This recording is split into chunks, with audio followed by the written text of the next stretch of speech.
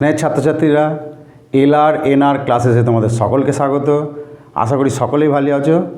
আমি সঞ্জয় কুমার সরকার, তোমাদের সপ্তম শ্রেণীর পরিবেশ বিজ্ঞানের দ্বিতীয় অধ্যায়ের যে সময় গতি বিষয়টা রয়েছে সেইটা সম্পর্কে আজকে আলোচনা করব। সময় ও গতি। প্রথমে আমি তোমাদের গতি সম্পর্কে কিছু কথা বলি, যে গতি কতগুলো প্রকারের হতে পারে। দেখো, আমরা যখন খাতায় মার্জিন ব্যবহার করি স্কেলের সাহায্যে, স্কেলটা ধরলাম, পেন্সিল দিয়ে স্কেলের ধার বরাবর মার্জিনটা টানি। এই যে স্কেলের ধার বরাবর পেন্সিলের যে অগ্রভাগের গতি, এটা এক ধরনের গতি। আবার ধরো একটা ঢিল ছুঁড়লাম, ঢিলটা কিছুক্ষণ যাওয়ার পর আস্তে আস্তে দেখবে মাটিতে এভাবে পড়ে যায়, এটা এক ধরনের গতি। আবার দেখবে পাখা চলছে বাড়িতে, পাখার এক ধরনের গতি। লাট্টু ঘোড়া এক ধরনের গতি। নাগরদোল্লা চাপি, সেটা এক ধরনের গতি। আবার চলন্ত সাইকেল বা চলন্ত যে কোনো যানবাহনের চাকার গতি, সেটা এক ধরনের গতি। এইগুলোর প্রত্যেকটা গতিরই কিন্তু আলাদা আলাদা নাম আছে, সেগুলো সম্পর্কে আমরা একটু পরিচিত হব। প্রথমে দেখো, গতি বলতে আমরা যেটা বলি সরলরৈখিক গতি, ঘূর্ণন গতি, আবার সরলরৈখিক ঘূর্ণন, দুইয়ের মিশ্রণ গতি, বৃত্তাকার পথে গতি, বৃত্তপথে গতি। মোটামুটি তোমাদের এরকম 5 রকম গতিরই ভাগ দেওয়া আছে। এবার আমরা যদি একটু উদাহরণ দিয়ে বলি, প্রথমে যেটা বললাম, দেখো যে স্কেল দিয়ে আমরা যখন মার্জিন টানছি, এই স্কেলের ধার বরাবর পেন্সিলের যে অগ্রভাগের গতি একদম সোজা পথে আসছে, তাহলে এই ধরনের গতিকে আমরা বলবো সরলরৈখিক গতি। একইভাবে ঘূর্ণন গতি। দেখো, এই যে আমাদের বৈদ্যুতিক পাখা যে মাথার ওপরে ঘুরছে, পাখাটা যখন ঘুরছে দেখো একটা অক্ষকে সাপেক্ষ করে ঘুরছে, তার গতি আছে কিন্তু কোনো স্থান পরিবর্তন নেই। এই ধরনের গতিকে আমরা বলবো ঘূর্ণন গতি। আবার কোনো কোনো জায়গায় দেখো এই সরলরৈখিক গতি এবং ঘূর্ণন গতি দুইয়ের মিশ্রণই আমরা লক্ষ্য করতে পারি। যেমন ধরো, সোজা পথে চলন্ত সাইকেলের চাকার গতি, ভালো করে খেয়াল করো, চাকাটা একটা অক্ষকে সাপেক্ষ করে ঘুরছে, পাশাপাশি সে স্থান পরিবর্তন করছে, সোজা পথে স্থান পরিবর্তন করছে। তাহলে যে অক্ষকে সাপেক্ষ করে ঘুরছে সেটা ঘূর্ণন গতি, আবার সোজা স্থান পরিবর্তনের জন্য তার সরলরৈখিক গতি। তাহলে সরলরৈখিক গতি এবং ঘূর্ণন গতির মিশ্রণ, তাহলে এই ধরনের গতিকে আমরা বলবো ঘূর্ণন ও সরলরৈখিক গতির মিশ্রণ বা মিশ্র গতি। একইভাবে দেখো, ঘড়ির কাঁটা যে অগ্রভাগের গতি, পুরো একটা বৃত্ত বরাবর অগ্রভাগটা প্রদক্ষিণ করছে, এই ধরনের গতিকে আমরা বলবো কি গতি? বৃত্তাকার পথে গতি। আর ওই যে একটা উদাহরণ বললাম, যে একটা ঢিল ছুঁড়লাম, কিছুক্ষণ পর গিয়ে এইভাবে গিয়ে পড়ে গেল মাটিতে, তাহলে এই যে যেহেতু বক্রপথে গেছে, সেই জন্য এই ধরনের গতিকে আমরা বলবো বক্রগতি। মোটামুটি 5 প্রকার গতি আমাদের আছে। এইবার আমরা যে বিষয়ে নজর দেখব, যে ধরো তোমাদের বইয়েতে দেখবে দিলাম আছে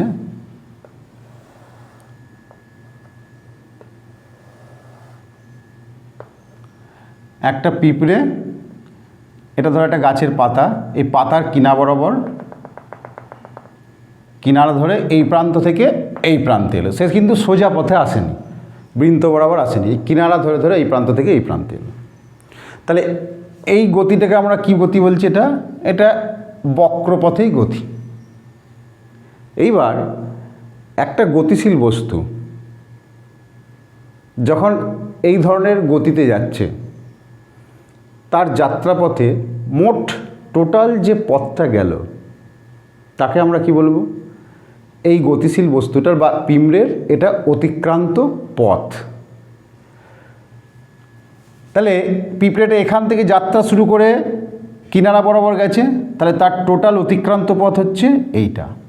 এবার পিঁপড়েটা দেখো এইখানে ছিল, এটা যদি এ অবস্থান আর এটা যদি বি অবস্থান হয়, তাহলে এ অবস্থান থেকে বি অবস্থানে মোট যে দূরত্ব গেল সেটাই হচ্ছে তার অতিক্রান্ত পথ।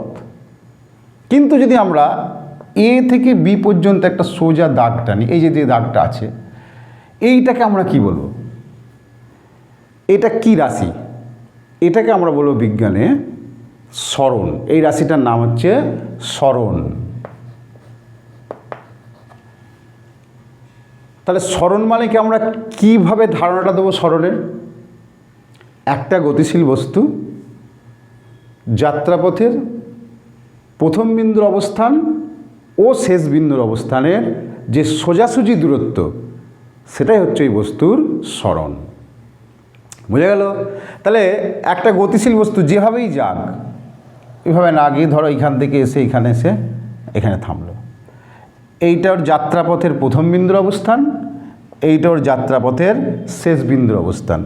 তাহলে এইটা সোজাসুজি আমরা যোগ করে দিলে এ বিন্দু থেকে বি বিন্দুর যে সরলরৈখিক দূরত্ব, সেটাই হবে এই গতিশীল বস্তুটার সরণ। তাহলে সরণকে আমরা কিভাবে সংজ্ঞায়িত করব?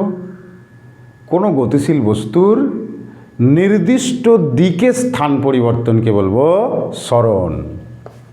তাহলে কোনো গতিশীল বস্তুর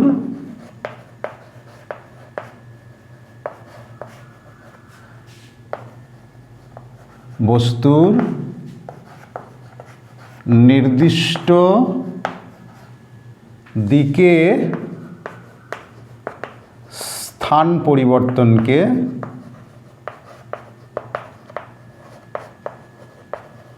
বলে সরণ।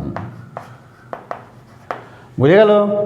তাহলে একটা গতিশীল বস্তু তার যাত্রাপথ যেভাবেই হোক না কেন, আঁকাবাঁকা পাওয়া যেতে পারে, সোজা যেতে পারে, তার প্রথম বিন্দুর অবস্থান আর শেষ বিন্দুর অবস্থানের সোজাসুজি পরিমাপ। অর্থাৎ একটা বস্তু যেখান থেকে যাত্রা শুরু করলো আর যেখানে গিয়ে থামলো, তার যে সোজাসুজি দূরত্ব, সেটাই হবে তার সরণের পরিমাপ। সেই জন্য আমরা সরণকে সংজ্ঞায়িত করব কিভাবে? কোনো গতিশীল বস্তুর নির্দিষ্ট দিকে স্থান পরিবর্তনকে আমরা বলবো সরণ। তাহলে সরণের পরিমাপ কিভাবে করা হলো?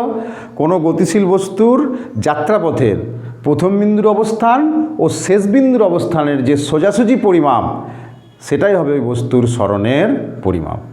বুঝে গেল? এবার দেখো, আমরা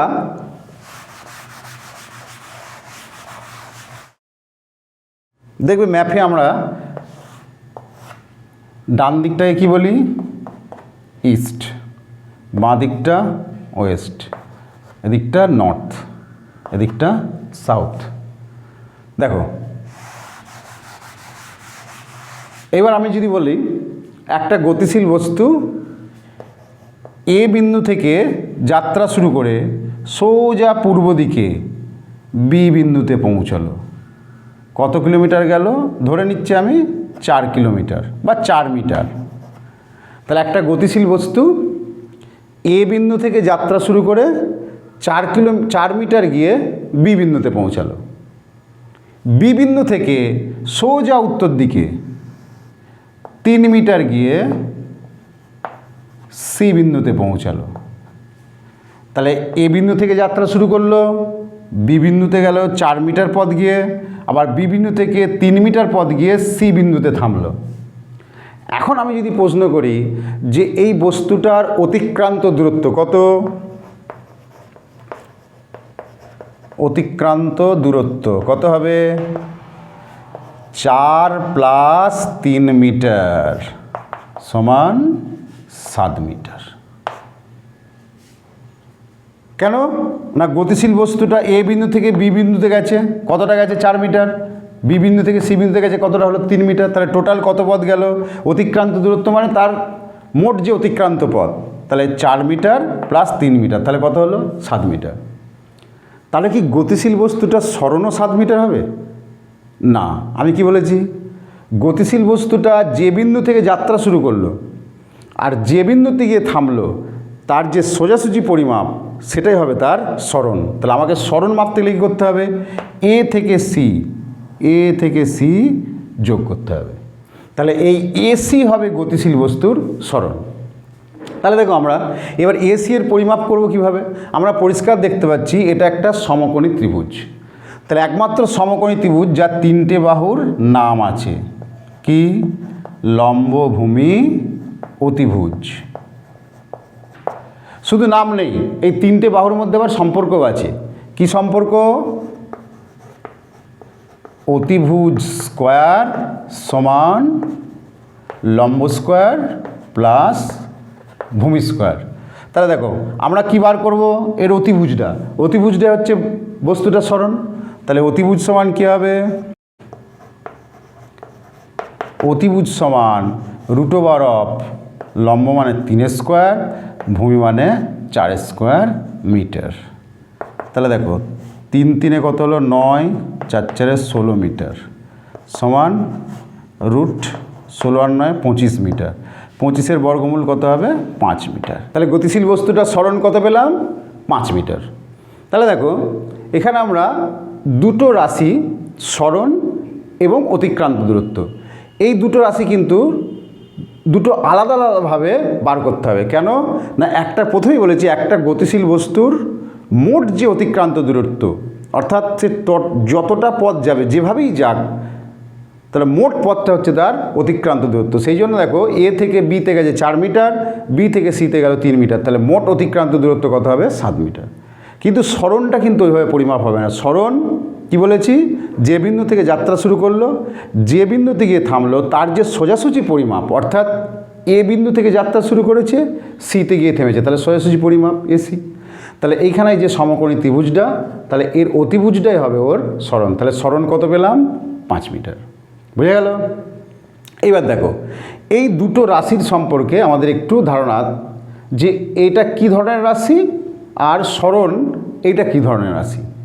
দেখো সরণ যখন আমরা বলছি তখন কি বলতে হচ্ছে? যে কোনো গতিশীল বস্তুর নির্দিষ্ট দিকে স্থান পরিবর্তন, অর্থাৎ সরণ এর মান মানে কতটা সরণ হলো, পাশাপাশি দিকের উল্লেখ হচ্ছে, নির্দিষ্ট দিকে। তাহলে যে রাশির মান এবং দিক দুটোই থাকে তাকে আমরা বলি ভেক্টর রাশি। তাহলে সরণ কী রাশি? সরণ হচ্ছে সরণ ভেক্টর রাশি। আর অতিক্রান্ত দূরত্ব, দেখো অতিক্রান্ত দূরত্ব এটার শুধু মান আছে, কোনো দিকের উল্লেখ করতে হচ্ছে না, তাই না? তাহলে অতিক্রান্ত দূরত্বটা হচ্ছে স্কেলার রাশি। স্কেলার রাশি অর্থাৎ যে রাশির শুধুমাত্র মান আছে, দিকের কোনো দরকার হচ্ছে না বা দিকের উল্লেখ থাকছে না, সেই রাশিটা হচ্ছে স্কেলার রাশি। তাহলে সরণ ভেক্টর রাশি, অতিক্রান্ত দূরত্ব স্কেলার রাশি। এইবার আমরা জানব এই দুটো রাশির মধ্যে কোন রাশিটার মান বা কোনো রাশির মান কি শূন্য হতে পারে। দেখো প্রথমেই বলেছি, একটা গতিশীল বস্তু তার যাত্রাপথের মোট যে অতিক্রান্ত যতটা পথ সে যাবে সেটাই হচ্ছে অতিক্রান্ত দূরত্ব। তাহলে গতিশীল বস্তুটা ধরো এ বিন্দু থেকে যাত্রা শুরু করলো বি, বি থেকে সি, আবার আমি ধরে নিচ্ছি সি থেকে সোজাসুজি আবার এতেই এলো, তার অতিক্রান্ত দূরত্বটা কিন্তু কখনো শূন্য হলো না। কেন? তার মোট অতিক্রান্ত দূরত্ব, এটা যদি 4, এটা যদি 3, এটা যদি 5 মিটার হয়, তাহলে মোট 4 আর 3 7 আর 5 12 মিটার সে কিন্তু পথ গেছে। তাহলে এটা কোনোভাবেই শূন্য হতে পারে না। কিন্তু যেহেতু আমি বলেছি সরণ কীভাবে পরিমাপ করা হয়, যে বিন্দু থেকে যাত্রা শুরু করলো আর যে বিন্দুতে গিয়ে থামলো তার সোজাসুজি পরিমাপ হচ্ছে সরণ। কিন্তু এখানে আমরা কি দেখছি, যদি বস্তুটা এ বিন্দু থেকে এইভাবে গিয়ে আবার এ বিন্দুতেই ফিরে আসে, তাহলে দেখো তার যাত্রাপথের প্রথম বিন্দুর অবস্থান এবং শেষ বিন্দুর অবস্থান একই হচ্ছে, সেক্ষেত্রে কোনো পরিমাপ পাবো না, তার মানে তার সরণ ঘটছে না, অর্থাৎ এক্ষেত্রে সরণ শূন্য। তাহলে সরণ শূন্য হতে পারে, অতিক্রান্ত দূরত্ব কখনো শূন্য হবে না। বোঝা গেল? এইবার দুইয়ের যদি একক ভাবি, দুইয়ের এককই একই। দেখো আমরা কি বলেছি, এই যে অতিক্রান্ত দূরত্ব এটাও মিটার আর এটাও মিটার, অর্থাৎ এটার এসআই একক মিটার আর সিজিএস একক হচ্ছে সেন্টিমিটার, উভয়েরই একক কিন্তু একই হবে। বোঝা গেল? বেশ, এইবার দেখো একটু যদি অন্যভাবে বলি,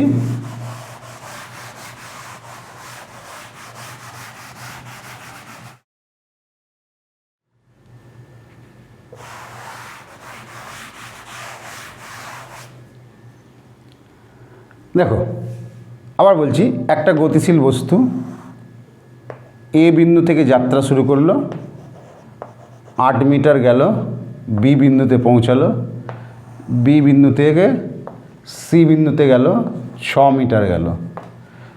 তাহলে এর মোট অতিক্রান্ত দূরত্ব,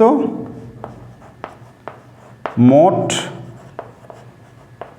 অতিক্রান্ত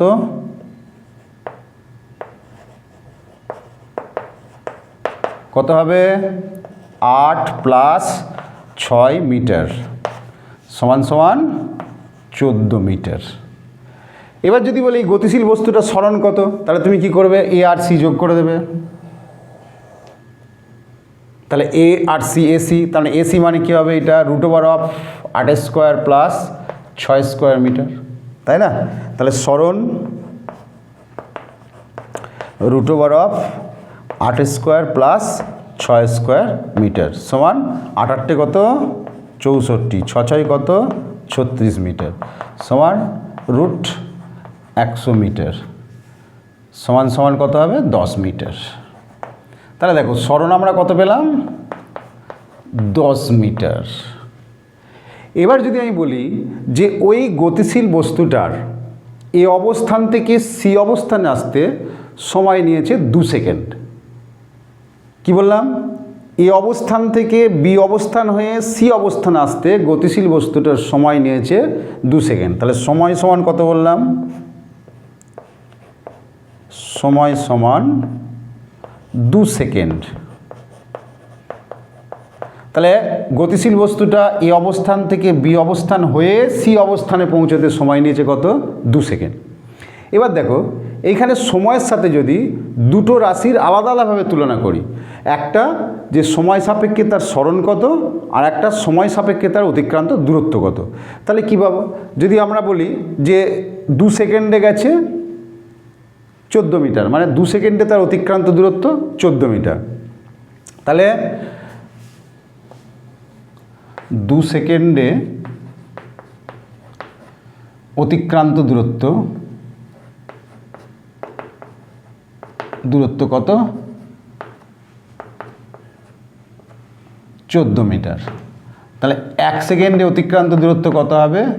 14/2 মিটার। কাটাকাটি করলে সমান কত পেলে? 7 মিটার। ভালো করে খেয়াল করে দেখো, এখানে আমরা কি করলাম? 14/2, 14টা কি? অতিক্রান্ত দূরত্ব, 2টা কি? সময়। তাহলে অতিক্রান্ত দূরত্বকে সময় দিয়ে ভাগ করলে একটা আলাদা সংখ্যা পেলাম। এই যে সংখ্যা, এটা কোন রাশির মান? এইটাকে আমরা বলবো দ্রুতি। কি বলবো? দ্রুতি। অর্থাৎ আমরা কি বার করলাম? তার 2 সেকেন্ডে অতিক্রান্ত দূরত্ব 14 মিটার, 1 সেকেন্ডে কত? অর্থাৎ একক সময়ে। তাহলে একক সময়ে গতিশীল বস্তুটার যে অতিক্রান্ত দূরত্ব, সেই রাশিটার নাম হচ্ছে দ্রুতি। বোঝা গেল? তাহলে দ্রুতি কাকে বলবো? দেখো দ্রুতি, তাহলে কোনো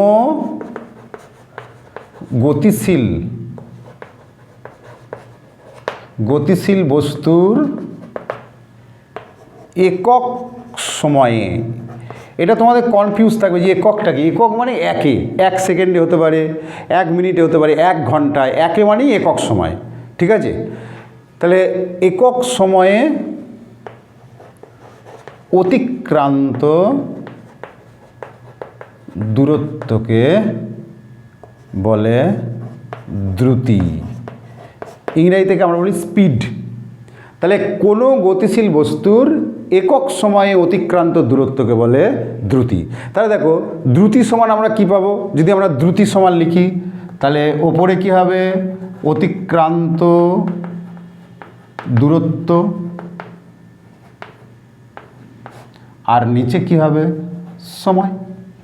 তাহলে দ্রুতি সমান, অর্থাৎ এর গাণিতিক রূপটা দ্রুতি সমান অতিক্রান্ত দূরত্ব বাই সময়। বোঝা গেল? তাহলে অতিক্রান্ত দূরত্বকে সময় দিয়ে আমরা ভাগ করলাম, দ্রুতি পেলাম। তাহলে আমরা কি বলেছিলাম? যে একটা গতিশীল বস্তু এ বিন্দু থেকে বি বিন্দু হয়ে সি বিন্দুতে পৌঁছালো, তার এই 14 মিটার পথ যেতে সময় লেগেছে 2 সেকেন্ড। তাহলে এই যে অতিক্রান্ত দূরত্ব সময় সাপেক্ষে, সেটাই হয়ে যাচ্ছে দ্রুতি, অর্থাৎ একক সময়ে অতিক্রান্ত দূরত্ব হচ্ছে দ্রুতি। তাহলে কোনো গতিশীল বস্তুর একক সময়ে অতিক্রান্ত দূরত্বকে আমরা বলবো দ্রুতি। বোঝা গেল দ্রুতি? আচ্ছা বেশ, এবার দেখো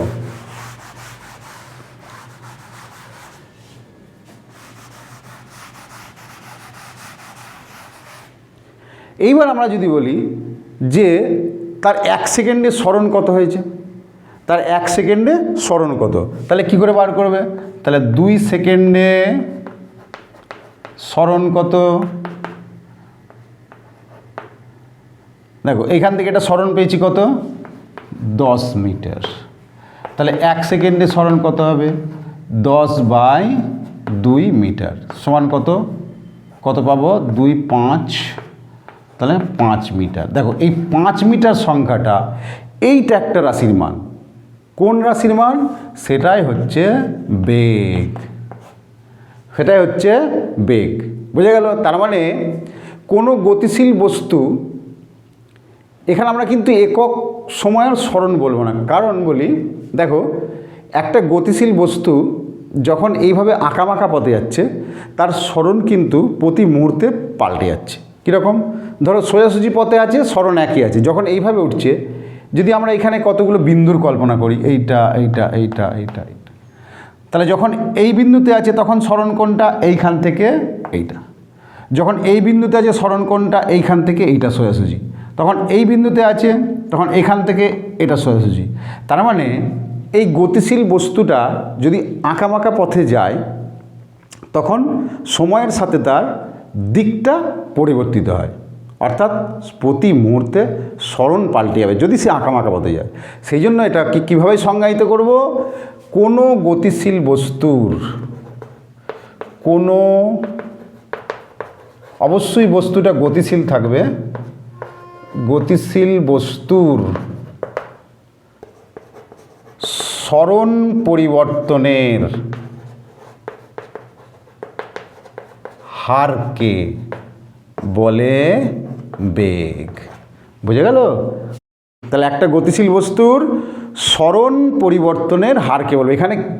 এখানে যেহেতু গতিশীল বস্তুটা বাঁকা পথে গেছে সেই জন্য তার সরণ প্রতি মুহূর্তে পরিবর্তিত হয়েছে, সেই জন্য বেগকে এইভাবে সংজ্ঞায়িত করব, কোনো গতিশীল বস্তুর সরণ পরিবর্তনের হারকে বলে বেগ। হার মানে এই যে কোনো কিছুকে সময় দিয়ে ভাগ করে হার বার করা হয়। তাহলে তার 2 সেকেন্ডে পরিবর্তন কত হয়েছে? 10 মিটার। তাহলে 1 সেকেন্ডে কত হবে? 10/2, তাহলে কত পেলাম? 5 মিটার। বোঝা গেল? তাহলে বেগ সমান কি হবে? সরণ বাই সময়, সরণ বাই সময়। বুঝে গেল? এইবার দেখো, তাহলে যেহেতু দ্রুতি সমান কি পেলাম? অতিক্রান্ত দূরত্ব বাই সময়, তাহলে অতিক্রান্ত দূরত্ব স্কেলার রাশি, তাহলে দ্রুতিও হচ্ছে স্কেলার রাশি। আর যেহেতু বেগ সমান হচ্ছে সরণ বাই সময়, তাহলে সরণ ভেক্টর রাশি, সেই জন্য বেগও হচ্ছে ভেক্টর রাশি। আবার দেখো, দ্রুতি কখনো শূন্য হয় না। কেন? আমরা প্রথমেই বলেছি অতিক্রান্ত পথ কখনো সেটা শূন্য হয় না, সেই কারণে দ্রুতি কখনো শূন্য হবে না। বেগ কি শূন্য হতে পারে? দেখো আমরা প্রথমেই বলেছি একটা গতিশীল বস্তু যে বিন্দু থেকে যাত্রা শুরু করলো আবার যদি সেই বিন্দুতেই সেই থামে তাহলে তার সরণ শূন্য, তাহলে সরণ শূন্য মানে বেগও শূন্য হতে পারে, তাই তো? তাহলে একটা গতিশীল বস্তুর বেগ শূন্য হতে পারে। বোঝা গেল? তাহলে দ্রুতি কখনো শূন্য হবে না, বেগ শূন্য হতে পারে। এবার দেখো, তাহলে আমরা যদি পাশাপাশি একটু দ্রুতি আর বেগ এর পার্থক্য যদি বলি, যে দ্রুতি আর বেগের পার্থক্য, তাহলে প্রথমে এদের যে সংজ্ঞাটা আছে, কোনো গতিশীল বস্তুর একক সময়ে অতিক্রান্ত দূরত্ব হচ্ছে দ্রুতি, আর কোনো গতিশীল বস্তুর সরণ পরিবর্তনের হার হচ্ছে বেগ।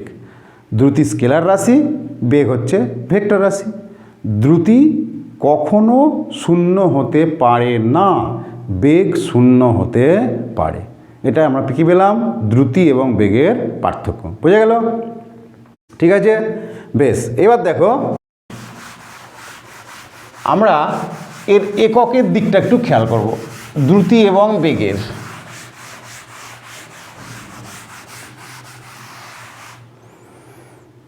তাহলে দ্রুতি সমান কি? দ্রুতি সমান হচ্ছে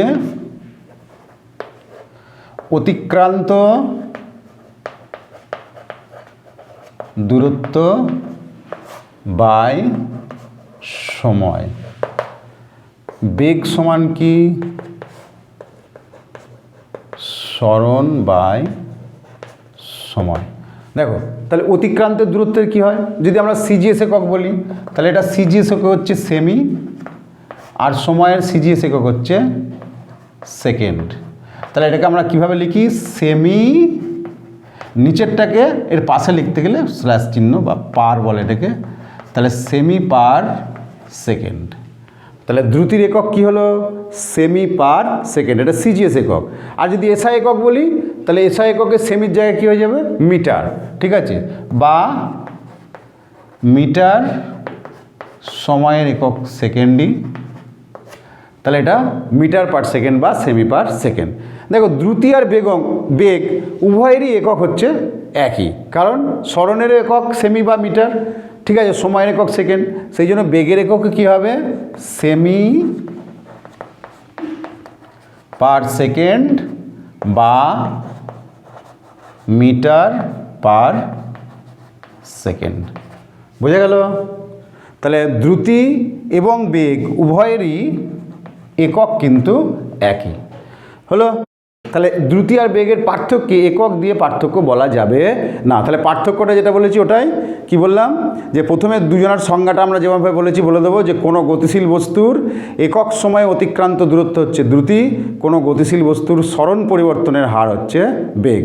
তাহলে আগে দেখতে পেয়েছি আমরা কি, সরণ, একটা গতিশীল বস্তুর সরণ কখনো শূন্য হয় না, তার মানে যেহেতু বেগ সমান কি সরণ বাই সময়, তাহলে সরণ শূন্য হতে পারে, তাহলে বেগও শূন্য হতে পারে।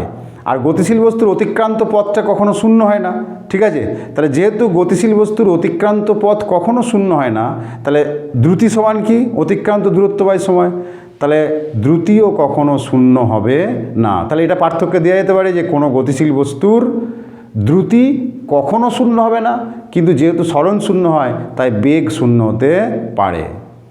আর কি, দ্রুতি একটা স্কেলার রাশি আর বেগ হচ্ছে একটা ভেক্টর রাশি। বোঝা গেল? বেশ, এইবার দেখো আমরা এই বেগের মধ্যে আর দুটো ভাগ দেখতে পাচ্ছি। কীরকম?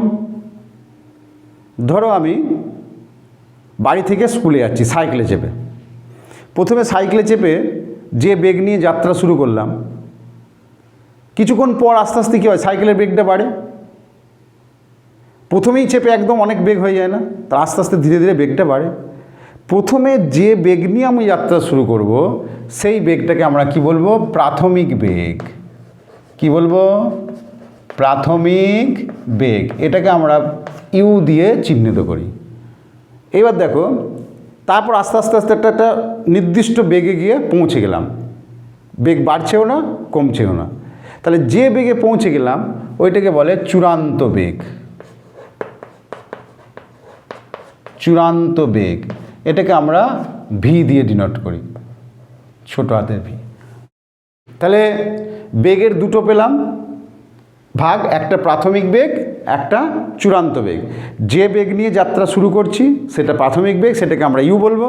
আর যে বেগ নিয়ে আমরা যাত্রা একদম সর্বোচ্চ পর্যায়ে যে বেগ পৌঁছে যাবে, তারপর বেগ বাড়ছেও না কমছেও না, সেটাকে আমরা বলবো চূড়ান্ত বেগ, সেটাকে আমরা ভি দিয়ে ডিনোট করি। এইবার দেখো তাহলে আমি যখন বেগটা ধীরে ধীরে বাড়ছে একটা গতিশীল বস্তুর, তাহলে এই বেগটা বাড়তে একটা সময় নেবে। তাহলে ধরে নিচ্ছি সময় সমান হচ্ছে টি সেকেন্ড। তাহলে একটা গতিশীল বস্তু ইউ প্রাথমিক বেগ নিয়ে যাত্রা শুরু করলো, টি সেকেন্ড পরে তার বেগ হলো কত? ভি। তাহলে একটা গতিশীল বস্তু ইউ প্রাথমিক বেগ নিয়ে চলার টি সময় পরে বস্তুটার চূড়ান্ত বেগ হলো কত? ভি। তাহলে বস্তুটার টি সেকেন্ডে বেগ বৃদ্ধি কতটা হলো? তাহলে টি সেকেন্ডে বেগ বৃদ্ধি কতটা? V minus u. ইউ বেগ নিয়ে চলতে শুরু করেছিলাম, ভি বেগে গিয়ে পৌঁছালাম, তাহলে আমার কতটা বেগ বৃদ্ধি হলো? আমি বলেছি বেগটা বাড়তে বাড়তে যাচ্ছে, তাহলে কতটা বেগ বৃদ্ধি হলো? V minus u. তাহলে এটা কত সময় হয়েছে? টি সেকেন্ডে। তাহলে 1 সেকেন্ডে বেগ বৃদ্ধি কত হলো? ভি মাইনাস ইউ বাই টি। দেখো এটা একটা নতুন রাশিমালা পেলাম। তাহলে এটা কার রাশিমালা? এই রাশিমালাটা ত্বরণ। ত্বরণকে আমরা এ দিয়ে ডিনোট করি। তাহলে ত্বরণ এ সমান হবে V minus u by t. তাহলে এই ভি মাইনাস ইউ বাই টিটা আমরা কী বার করেছি? ভি মাইনাস ইউ মানে বেগ বৃদ্ধি, আর টি দিয়ে ভাগ করেছি, অর্থাৎ বেগ বৃদ্ধির হার। কোনো কিছুর হার বার করতে গেলে, রেট বার করতে গেলে সময় দিয়ে ভাগ করতে হয়। তাহলে ভালো করে খেয়াল করে দেখো, তাহলে আমি কি বলেছিলাম? যে একটা গতিশীল বস্তু ইউ প্রাথমিক বেগ নিয়ে চলতে শুরু করার টি সময় পরে বস্তুটার বেগ ভি হয়েছে। তাহলে আমি যখন বলেছি বেগ বাড়তে বাড়তে যাচ্ছে, তাহলে বেগ বৃদ্ধি বলবো এটাকে। তাহলে টি সেকেন্ডে ওর বেগ বৃদ্ধি কতটা হলো? ছিল ইউ, হয়েছে ভি, তাহলে ভি মাইনাস ইউ। তাহলে 1 সেকেন্ডে কত হলো? V minus u by t, অর্থাৎ বেগ বৃদ্ধির হার কত? ভি মাইনাস ইউ বাই টি। এই বেগ বৃদ্ধির হারকেই আমরা বলি ত্বরণ। বুঝে গেল? তাহলে কোনো গতিশীল বস্তু, তাহলে দেখো আমরা ত্বরণকে কীভাবে সংজ্ঞায়িত করছি? কোনো গতিশীল বস্তুর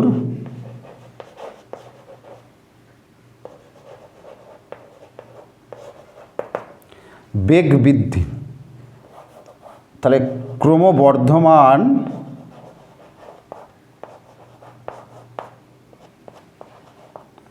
তাহলে কোনো গতিশীল বস্তু ক্রমবর্ধমান বেগ নিয়ে চললে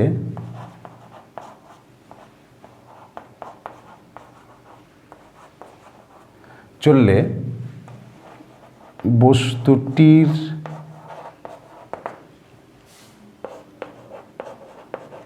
বেগ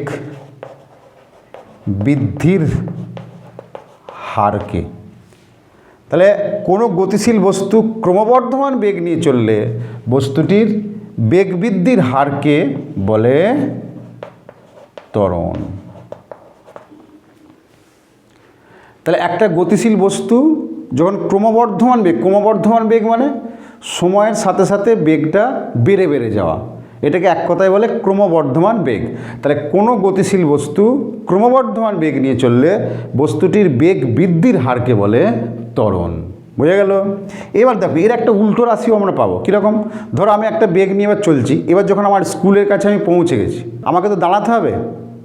তাহলে আমি যে বেগে চলছিলাম সেটা হলো ভি, চূড়ান্ত বেগ পৌঁছে গেছিলো ভি। এইবার স্কুলের কাছাকাছি চলে আসছি বা স্কুলে গিয়ে পৌঁছে যাচ্ছি, আস্তে আস্তে আমার কী করতে হবে? বেগটা কমাতে হবে। সাইকেলে বেগটা কমাচ্ছি আস্তে আস্তে আস্তে আস্তে কমাতে কমাতে কী হয়ে যাবে? আমি দাঁড়িয়ে যাব, অর্থাৎ বেগটা আমার কমে গেল। তাহলে আমার তখন এই ভিটা, অর্থাৎ যে বেগে আমি চলছিলাম সেটা হয়ে গেল ইউ, আর চূড়ান্ত বেগটা হ্রাস হতে হতে হতে হতে কমে কমে কী হলো? ভি। তাহলে এখানে কি হচ্ছে? বেগ হ্রাস হচ্ছে। আমি যখন থামবো, মানে থামতে যাব, থামতে আগের মুহূর্ত থেকে আমাকে কী করতে হবে? বেগটাকে হ্রাস করতে হবে। তাহলে এই বেগ হ্রাসের যে হার, সেটাকে আমরা বলি মন্দন। বুঝে গেল? বা এটা ঋণাত্মক। কেন ঋণাত্মক ত্বরণ? তখন দেখো এই ভি মাইনাস ইউ বাই টি, কিন্তু ভিটা কী হয়ে যাবে? ভিটা 0 হয়ে যাবে। আমি যদি থেমে যাই, ভিটা 0, তাহলে মাইনাস ইউ বাই টি। তাহলে এই ধরনের ত্বরণকে আমরা বলি ঋণাত্মক ত্বরণ বা মন্দন। তাহলে তখন আমরা কি বলবো? কোনো গতিশীল বস্তু ক্রমবর্ধমানের জায়গায় বলবো ক্রম হ্রাসমান বেগ নিয়ে চললে বস্তুটির বেগ হ্রাসের হারকে বলবো মন্দন। তাহলে মন্দন সমান মাইনাস ত্বরণ। বুঝে গেল? তাহলে একটা গতিশীল বস্তু ক্রমবর্ধমান বেগ নিয়ে চললে ওই গতিশীল বস্তুটার বেগ বৃদ্ধির যে হার, অর্থাৎ টি সেকেন্ডে তার বেগ ভি থেকে ইউ থেকে ভি হয়েছে, তাহলে কতটা বেগ বৃদ্ধি হয়েছে? V minus u. কত সময়ে? টি সেকেন্ডে। তাহলে 1 সেকেন্ডে কত? V minus u by t. অর্থাৎ কোনো কিছুকে সময় দিয়ে ভাগ করলেই তার হার বেরোয়। সেই জন্য আমরা কিসের হার পাচ্ছি? এটা বেগ বৃদ্ধির হার। বোঝা গেল? তাহলে বেগ বৃদ্ধিটা কখন? যখন একটা গতিশীল বস্তু ক্রমবর্ধমান বেগ নিয়ে চলে। সেই জন্য আমাকে শুরু করতে হচ্ছে, কোনো গতিশীল বস্তু ক্রমবর্ধমান বেগ নিয়ে চললে বস্তুটির বেগ বৃদ্ধির হারকে বলবো ত্বরণ। আর ঠিক উল্টোটা হবে, যখন আমি কোনো জায়গায় থামতে যাব তখন আমার বেগটা ধীরে ধীরে কমতে থাকবে, অর্থাৎ এটাকে হচ্ছে বেগ হ্রাস। তাহলে যে সময়ের মধ্যে ঘটবে সেই সময় দিয়ে ভাগ করলে হয়ে যাবে বেগ হ্রাসের হার। তাহলে কোনো গতিশীল বস্তু ক্রমহ্রাসমান বেগ নিয়ে চললে বস্তুটির বেগ হ্রাসের হারকে আমরা বলবো মন্দন। বুঝে গেল? বেশ, এবার দেখো এর ত্বরণ বা মন্দনের আমরা এককটা একটু দেখে নেব।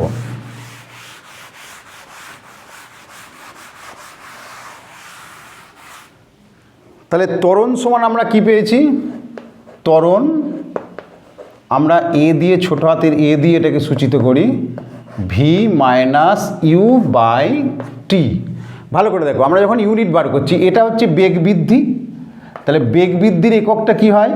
বেগ বৃদ্ধির একক সেমি পার সেকেন্ড বা মিটার পার সেকেন্ড। ধরো আমি এখানে দিলাম সেমি পার সেকেন্ড, আর নিচে একটা সময়ের জন্য একটা সেকেন্ড, তাই তো? এটাও নিচে আছে, তাহলে কি দাঁড়াবে? এটা সেমি পার, এটা সেকেন্ড পার দেওয়া আছে মানে এই সেকেন্ডটাও নিচে আছে, তাহলে সেকেন্ড ইন্টু সেকেন্ড মানে সেকেন্ড স্কোয়ার। বুঝে গেল? তাহলে ত্বরণ বা মন্দনের একক সিজিএস একক হলে সেমি পার সেকেন্ড স্কোয়ার, আর এসআই একক হলে এটা সেমির জায়গায় কি হয়ে যাবে? মিটার হয়ে যাবে, metre per second square, metre per second square. বুঝে গেল? তাহলে ত্বরণ বা মন্দনের এককে দেখো সেকেন্ড কথাটা দুবার থাকছে, একটা এখানে একটা আছে, একটা এখানে আছে, তাই না? তাহলে আমাদের অনেক সময় এই প্রশ্নটা বলে যে ত্বরণ বা মন্দনের এককে সেকেন্ড কথাটি দুবার থাকে কেন, বা কবার থাকে এবং কেন? তাহলে আমাকে বলতে হবে ত্বরণ বা মন্দনের এককে সেকেন্ড কথাটি দুবার থাকে, কারণ একবার বেগ বৃদ্ধিকে বোঝাতে আর একবার বেগ বৃদ্ধির হারকে বোঝাতে। বোঝা গেল? দেখো একবার এই যে এখানে ভি মাইনাস ইউ মানে এটা তো বেগ, তাহলে বেগের একক সেমি পার সেকেন্ড, তাহলে এই ভি মাইনাস ইউটা হচ্ছে বেগ বৃদ্ধি বা বেগ হ্রাস মন্দনের ক্ষেত্রে। তাহলে একবার বেগ বৃদ্ধি বা বেগ হ্রাসের একক বোঝানোর জন্য সেমি পার সেকেন্ড, তাহলে সেকেন্ড কথাটা ব্যবহার হচ্ছে। আর একবার বেগ বৃদ্ধি বা বেগ হ্রাসের হারকে বোঝানোর জন্য সেকেন্ড কথাটি ব্যবহৃত হচ্ছে। বোঝা গেল? তাহলে আমাকে কি প্রশ্ন করতে পারে যে ত্বরণ বা মন্দনের এককে সেকেন্ড কথাটি দুবার ব্যবহার করায় কেন? তাহলে একবার বেগ বৃদ্ধি বা বেগ হ্রাসের একক বোঝাতে একবার, আর একবার বেগ বৃদ্ধি বা বেগ হ্রাসের হারকে বোঝাতে সেকেন্ড কথাটা ব্যবহার হয়। বোঝা গেল? তাহলে যখন হার বলবো তখন নিচে আবার সেকেন্ড দিয়ে ভাগ করতে হবে, মানে সময় দিয়ে ভাগ করতে হবে। সেই জন্য এটার একক একবার সেকেন্ড, আর একবার বেগ বৃদ্ধি বা বেগ হ্রাসের একক যেটা হচ্ছে সেটার জন্য একটা সেকেন্ড। তাহলে ত্বরণ বা মন্দনের এককে সেকেন্ড কথাটি সেই জন্য দুবার থাকে। বোঝা গেল? বেশ, এইবার দেখো এখান থেকে ছোট ছোট আমাদের একটু অঙ্ক শিখতে হবে। কীরকম? ধরো আমি বললাম যে একটা গতিশীল বস্তু, একটা গতিশীল বস্তু 10 মিটার পার সেকেন্ড বেগে যাত্রা শুরু করার 10 মিটার পার সেকেন্ড বেগে যাত্রা শুরু করার 5 সেকেন্ড পর বস্তুটির চূড়ান্ত বেগ হয় 40 মিটার পার সেকেন্ড। দেখো কি বলছি, একটা গতিশীল বস্তু 10 মিটার পার সেকেন্ড বেগে যাত্রা শুরু করা, 5 সেকেন্ড পর বস্তুটির চূড়ান্ত বেগ হয় 40 মিটার পার সেকেন্ড। বস্তুর ত্বরণ কত? বস্তুটির ত্বরণ কত? খুব সিম্পল। দেখো আমরা যে ত্বরণের রাশিমালাটা পড়েছি, কি পড়েছি? ত্বরণ সমান ভি মাইনাস ইউ বাই টি, অন্তিম বেগ মাইনাস প্রাথমিক বেগ বাই সময়। তাহলে অ্যাট ফার্স্ট এখান থেকে আমাকে দেখতে হবে অঙ্কের মধ্যে কি কি দেওয়া আছে। দেখো 10 মিটার পার সেকেন্ড বেগে যাত্রা, তাহলে এটা প্রাথমিক বেগ। তাহলে আমি এরকম লিখব, প্রাথমিক বেগ ইউ ইজিক্যাল টু কত, 10 মিটার পার সেকেন্ড হলো। এরপর দেখো অন্তিম বেগও দেওয়া আছে, অন্তিম বেগ ভি ইজিক্যাল টু কত, 40 মিটার পার সেকেন্ড। সময়টাও দেওয়া আছে, তাহলে সময় টি ইজিক্যাল টু কত, 5 সেকেন্ড হলো। তাহলে আমার কাছে দেখো ইউ ভি টি সবকটা রেডি আছে। তাহলে আমাকে কী বার করতে বলেছে, ত্বরণ। তাহলে আমরা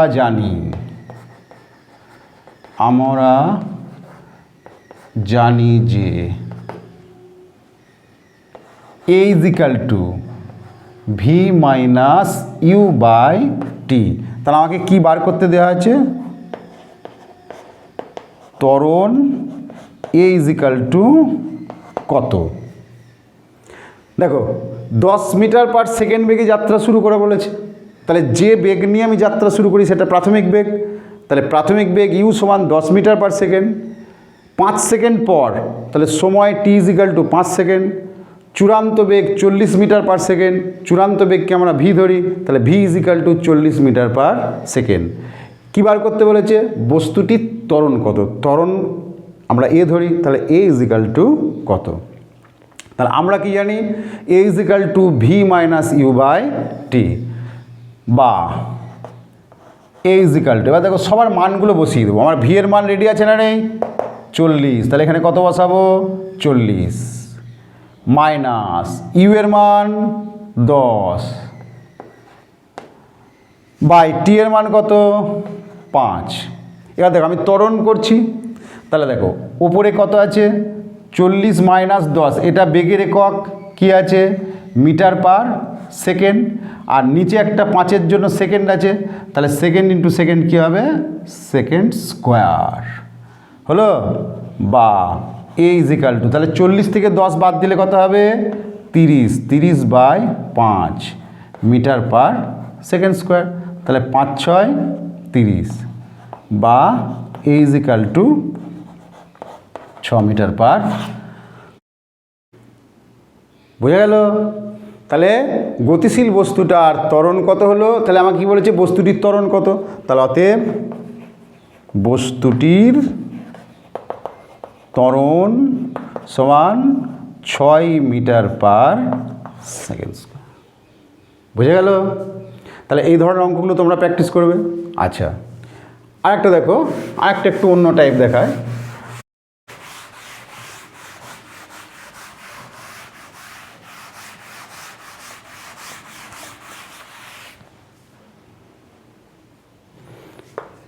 একটা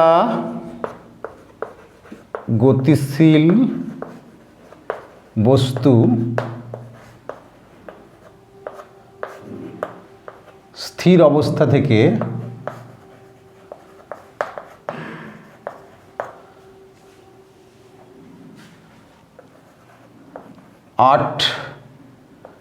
8 মিটার পার সেকেন্ড স্কোয়ার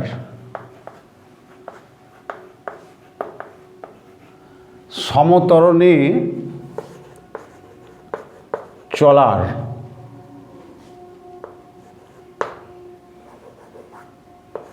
ছ সেকেন্ড পরে, তাহলে একটা গতিশীল বস্তু স্থির অবস্থা থেকে 8 মিটার পার সেকেন্ড স্কোয়ার সমত্বরণে চলার 6 সেকেন্ড পরে কত দূরত্ব অতিক্রম করবে।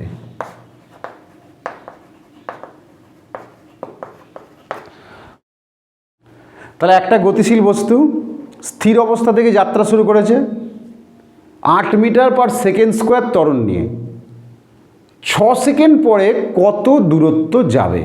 তাহলে আমাকে কী বার করতে বলেছে, কত দূরত্ব যাবে। দেখো, তাহলে একটা গতিশীল বস্তু স্থির অবস্থা থেকে 8 মিটার পার সেকেন্ড স্কোয়ার সমত্বরণে চলার 6 সেকেন্ড পর বস্তুর চূড়ান্ত বেগ কত হবে। মানে এখানে দেখো ত্বরণটা দেওয়া আছে, তার মানে আমি ধরো স্থির অবস্থা থেকে যাত্রা শুরু করেছি আমার ত্বরণ কত বলা আছে 8 metre per second square. 6 second পর আমি কতটা বেগে পৌঁছাবো, মানে আমার চূড়ান্ত বেগ কত হবে। প্রথমেই তোমাদের বলি, যখন এই ধরনের অঙ্ক থাকবে, স্থির অবস্থা বলবে, তখন প্রাথমিক বেগ আমাকে স্থির আছে বলছে, তাহলে আমার প্রাথমিক বেগ কিছু নেই, তাহলে নেই মানে প্রাথমিক বেগ ইউ ইজিক্যাল টু কত হবে 0। বুঝে গেল? যে অঙ্কে যখনই স্থির অবস্থা বলবে তখনই প্রাথমিক বেগ হয় ইউ ইজিক্যাল টু হয়ে যাবে 0। দেখো তাহলে চূড়ান্ত বেগ ভি ইজিক্যাল টু, এটা আমাকে বার করতে হবে, সেই জন্য এটা কত, ত্বরণ এটা দেওয়া আছে, ত্বরণ এ ইজিক্যাল টু কত 8 মিটার পার সেকেন্ড স্কোয়ার। আর কি বলেছে সময়, তাহলে সময় টি ইজিক্যাল টু 6 সেকেন্ড। বুঝে গেল? তাহলে সব কটা রেডি, তাহলে আমাকে বার করতে হবে কি বেগ ভি ইজিক্যাল টু। এইবার আমরা জানি যে কি জানি a is equal to v minus u by t. ভালো করে দেখো, আমরা সমাধান আগেও অনেক একটু শিখেছি অঙ্ক করতে। তাহলে এ এর নিচে কিছু নেই মানে কত আছে 1, তাহলে আমি কোনাকুনি গুণ করব, এইটাকে 1 দিয়ে গুণ আর এইটাকে এ দিয়ে গুণ। সমাধানের নিয়ম হচ্ছে এটা, ঠিক আছে? বেশ, তাহলে দেখো যদি গুণ করি তার আগে বা চিহ্ন দিতে হয়, তাহলে গুণ করলে 1কে ওটা ভি মাইনাস ইউ হবে, 1কে গুণ, আর এটা এ ইন্টু টি কী হবে এটি হবে। বোঝা গেল? বা তাহলে আমি বার করব কি ভিটা, তাহলে ভি ইজিক্যাল টু কত, তাহলে দেখো ভিটা লিখবো আর বাদ বাকি যা আছে সব সমানের ওদিকে, তাহলে ইউটা মাইনাস আছে সমানের দিকে, ইউটা কী হয়ে গেল প্লাস হয়ে গেল, ইউ এটা এটিটা এপারে ছিল, এটা প্লাস ছিল, প্লাস এটি লিখলাম। দেখো তাহলে সমানের এপারে ইউটাকে নিয়ে গেছি, সেই জন্য এটা মাইনাস থেকে প্লাস হয়ে গেল। তাহলে অতএব ভি ইজিক্যাল টু, ভি বার করবো, তাহলে ইউ এর মান আমার জানা আছে এখানে, দেখো u equal to 0 plus a is equal to কত 8 ইন্টু টি ইজিক্যাল টু কত 6 হলো। তাহলে আমি বার করছি বেগ, তাহলে বেগের একক কী হবে, এখানে যেহেতু একক মিটার আছে তাহলে এটা কী হবে মিটার পার সেকেন্ড হলো। তাহলে 6 কত 48, 48 যোগ 0 মানে কত 48, তাহলে 48 মিটার পার সেকেন্ড। তাহলে অতএব কি উত্তর হলো, বস্তুটির চূড়ান্ত বেগ 48 মিটার পার। বুঝে গেল? তাহলে আজ এই পর্যন্তই। এই অধ্যায় সম্পর্কিত সংক্ষিপ্ত উত্তরভিত্তিক প্রশ্ন এবং নোটের জন্য গুগল প্লে স্টোর থেকে LRNR অ্যাপটিকে ডাউনলোড করো এবং ব্যবহার করো।